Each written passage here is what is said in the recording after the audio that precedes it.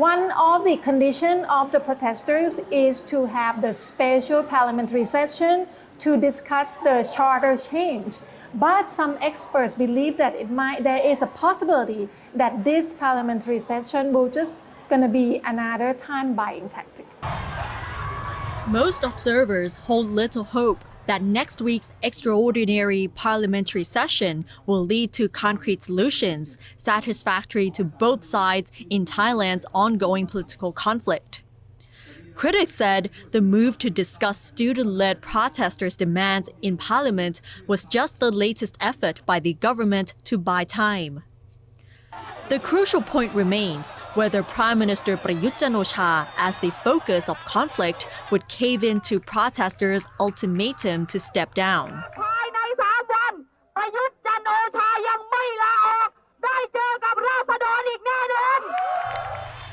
The anti-establishment protesters make three demands: for Prayut and his government to quit, for changes to the constitution, and for reform of the monarchy. They later added two more demands: stop prosecuting protesters and release all those arrested without condition, and lift the state of emergency, in which finally happened today. The parliament is set to be recalled for an extraordinary session on October 26th to the 27th. Experts doubt any solutions will come from that, and it might be just an attempt by Prayut and his government to run away from their responsibilities and push the burden onto parliament. However, experts see that even the session turns into a political face-off, it can hopefully let off some steam and maintain the relevance of this controversial legislator. Meanwhile, the opposition parties were doubtful that the parliamentary meeting could help end the crisis. They said the government and the Senate had yet to show any sign they were sincere about amending the constitution. Critics say the move to shift the conflict off the streets and into parliament may have come too late.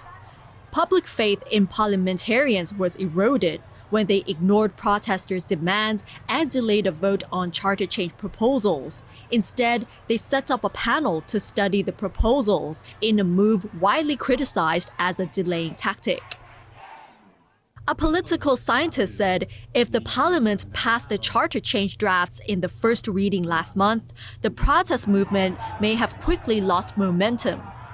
The delay led to a big rally on October 14th. Then came the severe state of emergency on the next day, which made the protesters continue to rally for 6 consecutive days in defiance of the decree. Some observers said the extraordinary session could turn into a grilling session for Prayut over the use of force against peaceful protesters and his decision to declare the severe state of emergency. There may be even loud calls for him to step down. Others predict a déjà vu scenario in which yet another solution-finding committee is set up, drawing accusations of another delaying tactic to extend the government's time in power. A similar ad hoc panel was set up in July to hear voices from the anti-government movement after their second round of protests. The panel was boycotted by the opposition MPs and the protesters. At the end, their report was published in August and offered no concrete solutions or plans to ease the situation. And that's all the time we have. This is the tonight edition of Thai PBS Tonight. And we will see you again. สวัสดีค่ะ